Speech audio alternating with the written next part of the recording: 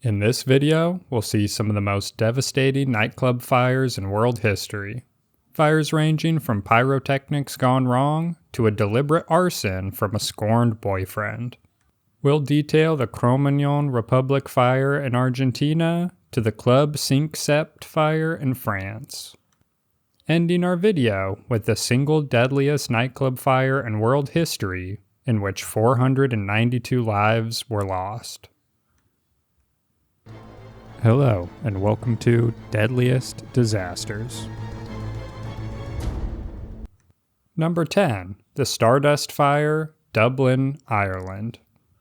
On Valentine's Day, 1981, over 800 young people packed into the Stardust nightclub in Artane, Dublin, for a festive disco. Just after 1:30 in the morning, someone noticed something alarming. A small fire on a seat in an alcove, partially hidden behind a curtain. Some staff members attempted to extinguish it, but they failed. The fire had likely originated in an unauthorized storage room, a room that violated planning permission and contained 45 drums of cooking oil. The flames breached the roof tiles and dropped into the nightclub's west alcove, igniting PVC-covered seating. At 1:45 a.m., a ferocious burst of heat and thick black smoke poured from the ceiling. The ceiling material melted, dripping onto patrons below. The fire achieved flashover, the critical moment when everything combustible ignites simultaneously. The lights failed, plunging the club into complete darkness. Mass panic erupted. The DJ, Colm O'Brien, attempted to maintain calm, announcing a small fire and requesting orderly evacuation, but the escape routes told a different story. Of the 5 emergency exits, most were either locked with padlocks and chains or blocked by tables and vehicles. Measures taken to prevent people from sneaking in without paying. Windows were sealed with metal grills and steel plates. Outside, desperate people tried to remove these barriers with sledgehammers, axes, and even tow ropes attached to vehicles. Firemen attempted to pull off the bars using chains attached to a fire engine, but nothing worked. In the darkness, instinct took over. Many patrons stampeded toward what they thought was the main entrance, only to find themselves trapped in the men's toilets. Firefighters would later discover between 25 and 30 bodies there. 48 people died that night.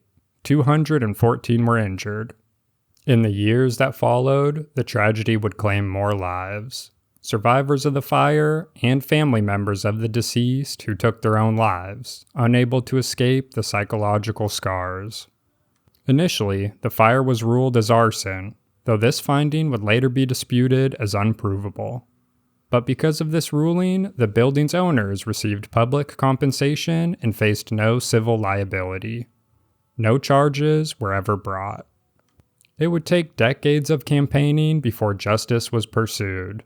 In 2019, fresh inquests were announced. In 2024, the Dublin District Coroner's Court reached a majority verdict. All 48 victims died as a result of unlawful killing. A decision that came far too late for many of the victims' families who were waiting decades for answers. Number 9. The Happy Land Fire, Bronx, New York. March 25, 1990. Ironically, the same date as the Triangle Shirtwaist Factory fire 79 years earlier. A grim coincidence that would be noted when Happy Land became New York City's deadliest fire since that industrial disaster. Happy Land was an unlicensed social club on Southern Boulevard in the West Farm section of the Bronx. That night, it was packed with many young patrons celebrating Carnival. The club had been ordered closed in November 1988 for building code violations. No fire exits, no alarms, no sprinkler system. No follow-up was ever documented, though, and the club continued operation. It was around 3 a.m. A bouncer ejected a young man named Julio Gonzalez, a Cuban refugee whose former girlfriend worked as a coat check attendant at the club. He'd been arguing with her, urging her to quit her job. She told him she wanted nothing to do with him. As he was removed, witnesses heard him scream drunken threats, saying, quote, "I'll shut this place down. I'll be coming back," unquote. Gonzalez proceeded to go to an Amoco gas station and purchased $1 worth of gasoline in a plastic container. He returned to Happy Land, spread the fuel at the base of the only staircase leading into the club, and ignited it. The fire spread with terrifying speed. The club filled with toxic smoke so quickly that some victims were found with drinks still in their hand, overcome before they could even process what was happening. Ultimately, 87 people died. 19 bodies were found downstairs, the rest upstairs. 6 bodies were discovered within feet of the front door. Some of those trapped punched a hole through a wall into an adjoining union hall, desperately trying to escape. Most died from asphyxiation or trampling, not from the fire itself. 150 firefighters responded to the blaze. Amazingly, the NYFD extinguished the blaze in just 5 minutes, but it was already far too late. It's reported that only 5 or 6 people survived, including Gonzalez's former girlfriend, the club owner's wife, and the disc jockey Ruben Valladares, who suffered 2nd and 3rd-degree burns over half of his body. Gonzalez was arrested, convicted of arson and murder, and admitted he was guilty. He was sentenced to 25 years to life in prison. He died of a heart attack in 2016 while serving his prison sentence. Number 8. The Playtown Cabaret Fire, Osaka, Japan.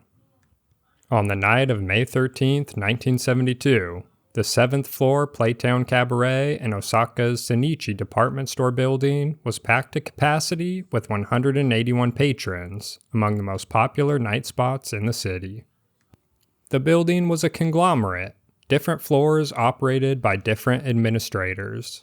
The 1st and 2nd floors housed the department store itself. The 3rd through 6th floors contained supermarkets, shops, and game corners. The 7th floor held the cabaret. Underground were a coffee house and a haunted house attraction. The building was old. It was a former kabuki theater and it had no fire sprinkler systems. At 10:27 p.m., fire broke out on the 3rd floor where women's dresses were sold and electricians were working. The cause of the fire was determined to be a cigarette butt or smoldering match left by a construction worker. Initial attempts to extinguish it failed. The fire station wasn't notified for 13 minutes. By the time the Osaka Municipal Fire Department arrived at 10:43 p.m., the 3rd and 4th floors of the building were completely fuming with black smoke. Toxic gases and smoke from burning construction materials filled the stairway, causing most of the casualties. When the fire severed power cables, the elevators ceased functioning and mass panic ensued. The cabaret had canvas escape chutes that were to help with emergency egress, but the equipment was not used properly. The 3 staff members who knew the layout fled, using a stairwell unknown to most customers rather than directing evacuation. Eyewitnesses on the streets watched in horror as victims broke windows and climbed out, clinging to ledges before firefighters could arrive. Many fell to their deaths when they could not hold on any longer. When firefighters entered the cabaret, they found scenes of terrible stillness. Many victims appeared to have had no time to react. They found a deceased victim sitting on a sofa, holding a glass of whiskey. Another was laying on the stage, still gripping the microphone. The cabaret's locked exits contributed significantly to the death toll. About 49 victims were evacuated via ladders, but many deaths were attributed to the misuse of the 2 escape chutes. 2 people from the Senichi department store and 2 people from the Playtown Cabaret were indicted for occupational negligence resulting in fire and casualties, noting that many fire safety measures were inadequate or missing entirely. Ultimately, 118 people died, and 78 were injured. Number 7. The Club 5 Fire, France. On the night of October 31st, 1970, Club 5, located in an isolated spot 1.5 miles outside Saint-Laurent-du-Pont in southeastern France, was hosting a popular 6-piece rock band from Paris called Les Storms. The club had opened just 7 months earlier in April 1970. The main entrance featured a spiked, full-height turnstile. Inside, the dance floor, bar, and restaurant were surrounded by simulated grottos constructed from polyurethane and papier-mâché. A single spiral staircase led to a gallery running around the building with more alcoves. Roof-supporting pillars were decorated with flammable materials. At 1:40 a.m. on November 1st, approximately 180 people remained in the club when fire broke out.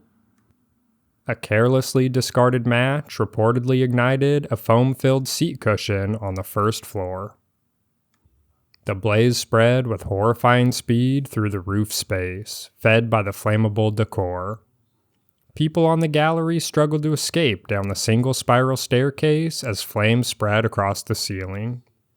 Only 30 people in the main club area managed to exit through the turnstile before a wall of fire plunged down from the gallery, turning the entire building into an inferno. Survivors later testified that emergency exits had been padlocked and nailed shut with planks, a measure to prevent people from sneaking in without paying. The club had no telephone. One of the managers, Gilbert Boss, who managed to escape, had to drive into Saint-Laurent-du-Pont to raise the alarm. By the time firefighters finally arrived, there was little they could do. One firefighter later recalled, quote, "There wasn't a murmur or a cry. Imagine our horror when the first group succeeded in getting the door open and they felt bodies falling on them," end quote. The fire's intensity completely gutted the interior and caused the roof to melt and collapse. 146 people died, almost all between the ages of 17 and 30. The disaster shocked France and led to criminal charges, though most defendants received only suspended sentences. Number 6. The Ozone Disco Fire, Philippines.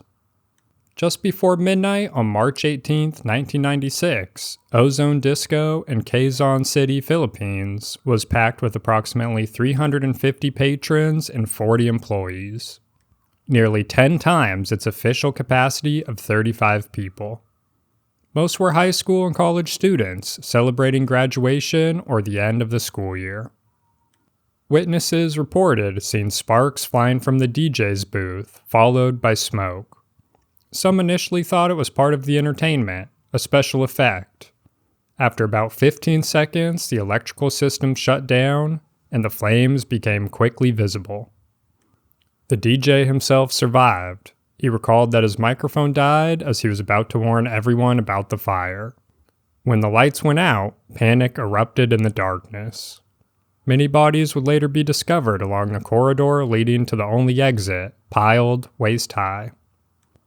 Initial investigations revealed a catalog of fatal deficiencies. No proper fire exit had been installed. The club's only known emergency exit was blocked by a new building constructed next door. And even more horrifically, the club's security guards had locked the main entrance from the outside, believing a riot had erupted inside. 160 people died, and at least 95 were injured. The cause of the fire was never definitively proven, although it is thought that faulty wires in the building's electrical systems were to blame. 6 people involved in owning and operating the club were tried before the courts for criminal charges of reckless imprudence, resulting in multiple homicide and multiple serious injuries. In November 2001, and again in November 2014, city officials were found guilty of issuing false permits and certificates of occupancy. Many corrupt officials were paid under the table by club owners in the city. The Ozone Disco fire is officially acknowledged as the worst fire in Philippine history and remains the 8th deadliest nightclub fire in world history. Number 5. The Beverly Hills Supper Club Fire, Kentucky. On the evening of May 28, 1977, the Beverly Hills Supper Club in Southgate, Kentucky, just outside of Cincinnati, was operating beyond capacity. The main attraction was a cabaret room show featuring Hollywood singer and actor John Davidson. The cabaret room could safely accommodate about 600 people based on its number of exits. That night, somewhere between 900 and 1,300 people were crammed inside, seated on ramps and in aisles. Total attendance at the club that night was approximately 3,000, double the 1,500 allowed by fire code. Around 8:30 p.m., a wedding reception in the Zebra Room was winding down near the building's main entrance. Some guests had complained about excessive heat and loud explosions beneath the floor. At 8:59 p.m., an employee smelled smoke and opened the Zebra Room door. She saw smoke and asked another employee to call the fire department while she and others tried fighting the flames with fire extinguishers. But opening the door provided oxygen to what had been a smoldering fire in the drop ceiling. The fire flashed over, spreading rapidly and becoming impossible to extinguish with handheld extinguishers. The fire department was alerted at 9:01 p.m. and they arrived by 9:05 p.m., already seeing smoke from the building as they approached. The massive complex lacked an audible fire alarm. Those in isolated rooms remained unaware until employees walked the building's length to alert them. Fire investigators later estimated that once the fire spread through the Zebra Room's northern doors, it took 2.5 to 5 minutes to reach the cabaret room, the farthest point from the fire's origin. Busboy Walter Bailey interrupted the show at 9:06 p.m., ordering evacuation. There was very little time for roughly 1,000 people to escape through the room's small number of exits. During this time, the fire was also spreading upward, engulfing the spiral staircase that would have provided the best escape for those on the second floor. Around 9:10 p.m., the power failed and the lights went out. Panic replaced the earlier calm evacuation. People began pushing and shoving, trying to find an exit. The fire itself blocked 2 of the room's 3 exits, leaving a single exit for the entire crowd to funnel through. Employees outside tried pulling guests to safety, but the crush of bodies became so solid that no amount of strength could free most of them. Some who escaped this crush became lost in the smoke and lost in the building's confusing layout, which often led to dead ends. Bruce Rath of the Fort Thomas Volunteer Fire Department later described the scene, saying, quote, "When I got to the inside doors, which is about 30 feet inside the building, I saw these big double doors, and people were stacked like cordwood. They were clear up to the top. They just kept diving out on each other trying to get out." Unquote. Firefighters focused their efforts on the cabaret room, but to little avail. Temperatures rose into the thousands of degrees. At 11:30 p.m., suspecting the roof would soon collapse, Fire Command ordered all firefighters to evacuate. The roof collapsed approximately 30 minutes later. The fire was finally brought under control around 2 a.m., but it wasn't fully extinguished until Monday, May 30th. 165 people lost their lives, and over 200 were injured. Although officially ruled an accident due to faulty wiring, author Robert D. Webster, along with co-authors David Brock and Thomas McConaughey, in their 2012 investigative book titled Beverly Hills Supper Club, The Untold Story of Kentucky's Worst Tragedy, alleges that the fire was actually set deliberately by the mafia. The fire was set in retaliation for the supper club's owners refusing to sell the venue to them. Authors Webster and McConaughey began their investigation at the behest of David Brock, who had been the busboy at the venue on the night of the fire and claimed to have seen unidentified maintenance men working in the ceiling of one of the party rooms shortly before the fire broke out. It was very suspicious and led to many questions. Robert D. Webster was awarded the 2013 Kentucky History Award for his work on the book. This was not the first time the club had burned down. In the 1930s, the club was operated by Pete Schmidt, a gangster associated with bootlegger George Remus. Cleveland mob boss Mo Dalitz and his associates Morris Kleinman and Samuel A. Tucker coveted the club, offering to buy it, but later burned it down in 1936 when Schmidt refused to sell it to them. At this time, Newport, Kentucky was nicknamed Sin City and the Las Vegas of the East. In 1967, the club was also sold to new owners, including individuals with ties to New Jersey mob boss Gerardo Katina. There were very strong suspicions that the mob was involved in destroying the venue again, as it was one of several area clubs to burn down amid struggles over ownership and labor. While no one was ever convicted for the 165 deaths at the Beverly Hills Supper Club, its mob ties definitely permitted the club to operate under unsafe conditions, skirting around building code violations and occupancy violations. Whether or not there was deliberate arson remains unsolved, but as we'll see later in this video, this is not the only nightclub fire to be affiliated with mafia crime families. Number 4, the República Cromañón fire, Argentina.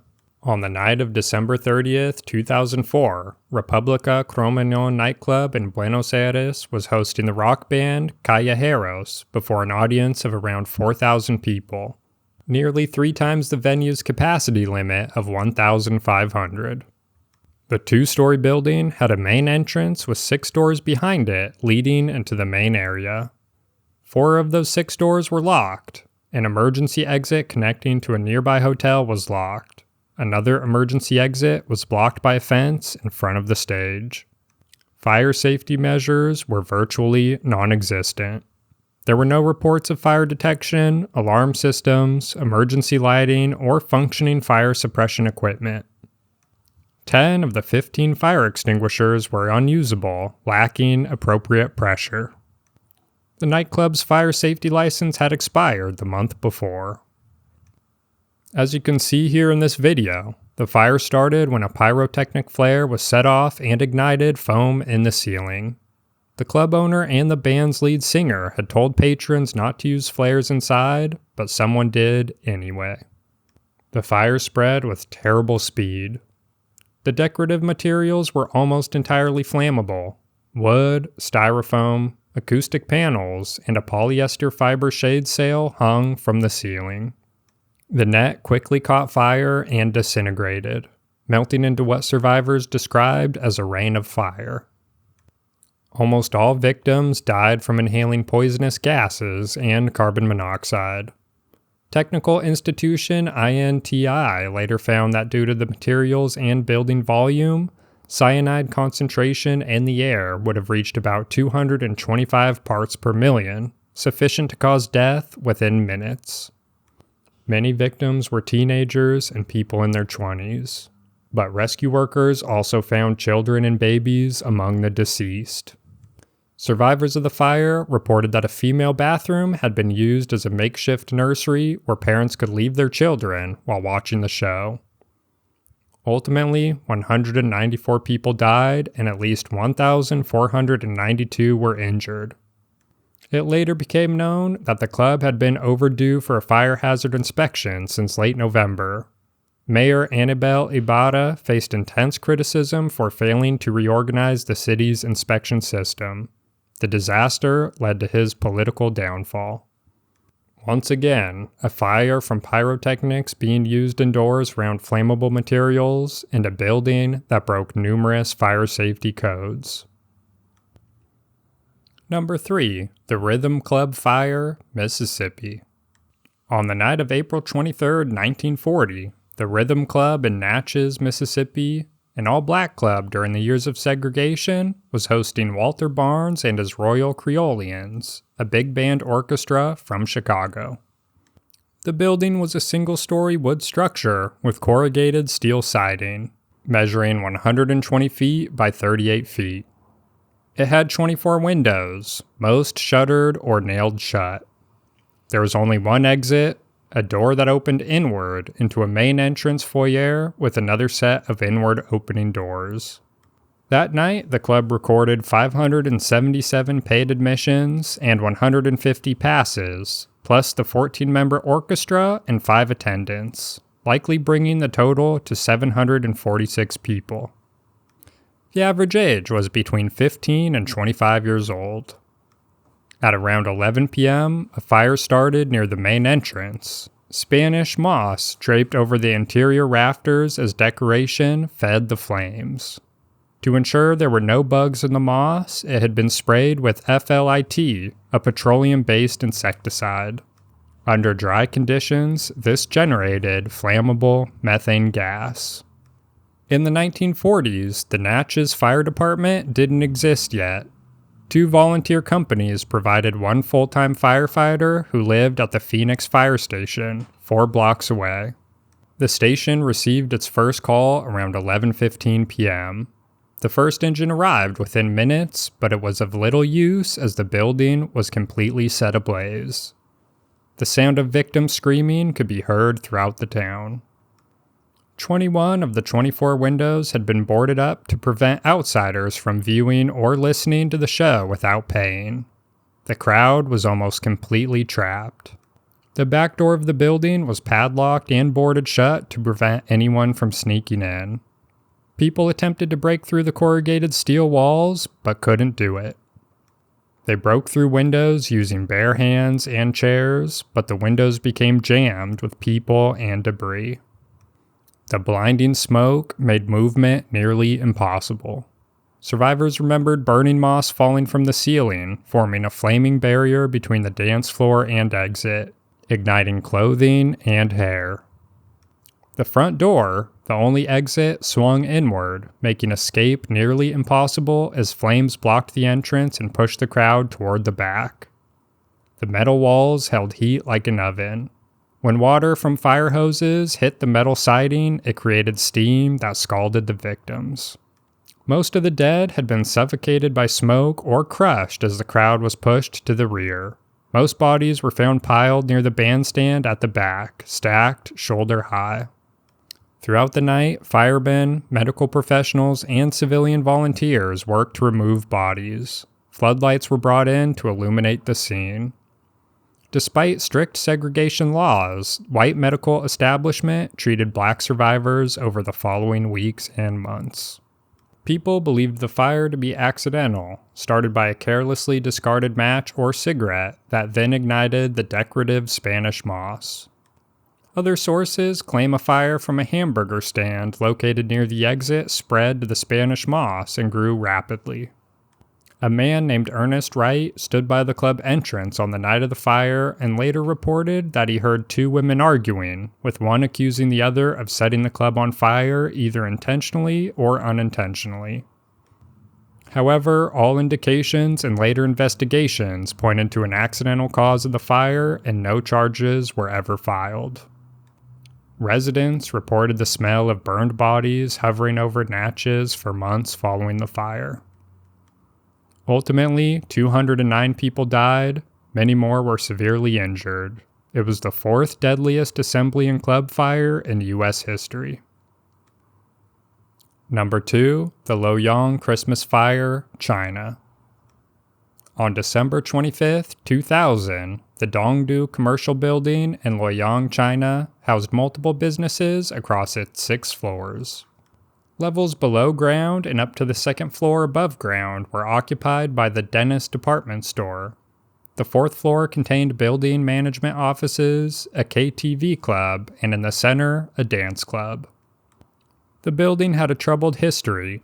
Throughout the 1990s, 4 modification directives had been issued by the fire department.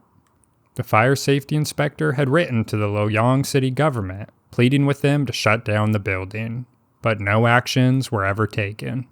The building had been on a provincial list of 40 fire non-compliant buildings since 1997. At the time of the fire, the building's operating license had been revoked, but it continued operating illegally.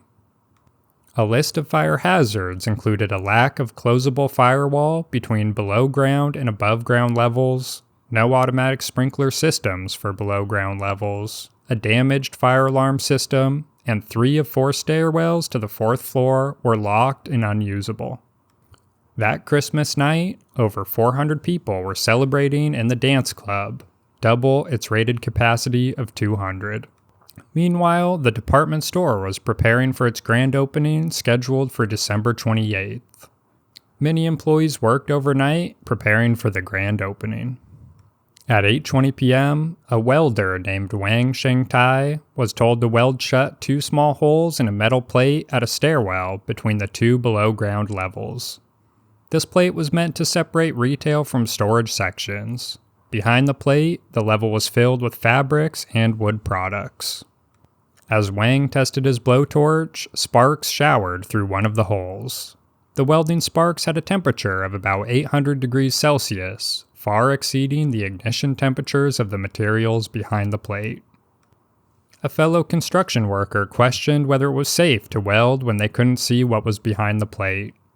Wang passed a sparking welding rod through the hole for the worker to check. He noticed processed wood smoldering and immediately called for help. Workers rushed to fight the fire but faced enormous difficulties. They could only pour water through the 2 small holes, which was completely insufficient.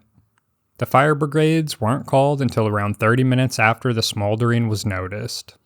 As the fire spread, the deputy area manager called for workers to evacuate over the store's internal speaker system. Workers evacuated to the plaza in front of the building. But as staff and construction workers escaped, the hundreds of people partying on the 4th floor were completely forgotten. No one warned them. No one unlocked the gates or doors. They were trapped in darkness and dense smoke. Some 800 police officers and firefighters and 26 fire engines responded and began rescue efforts, but for many, it was already too late.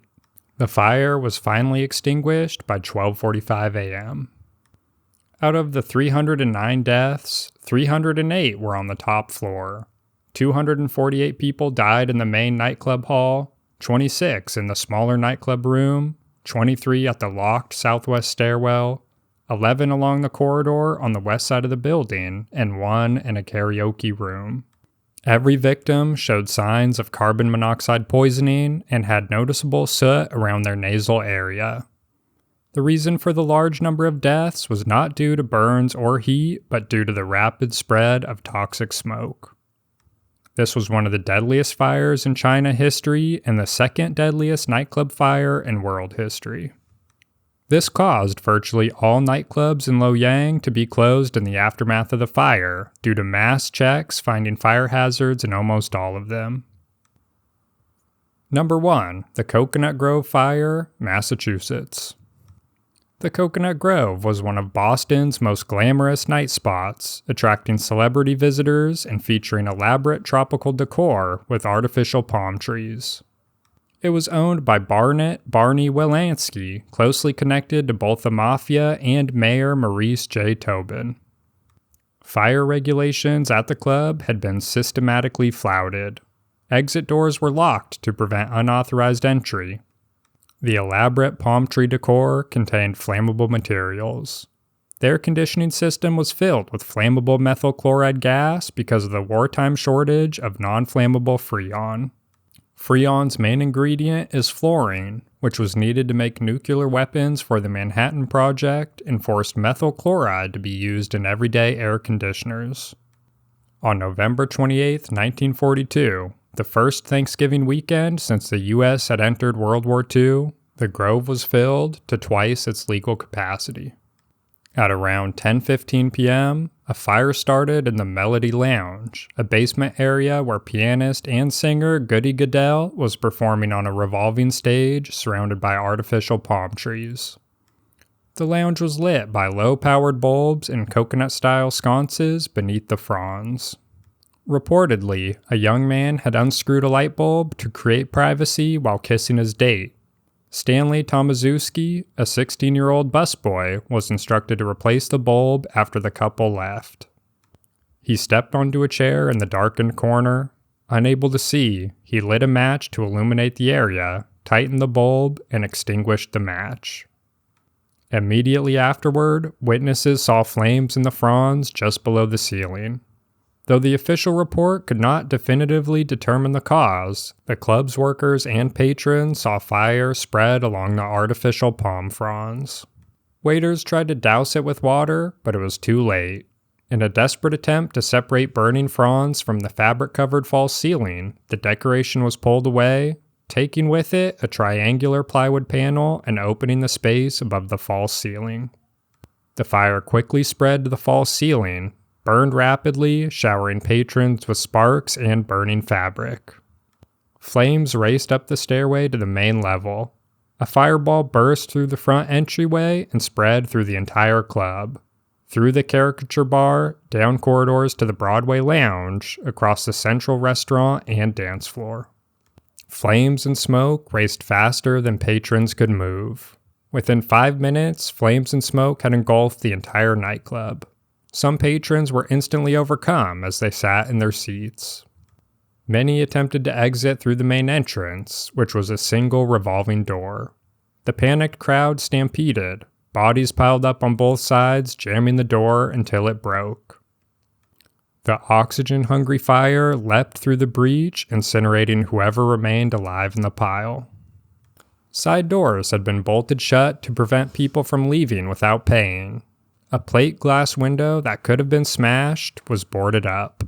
Other unlocked doors opened inward, rendering them useless against the crush of people.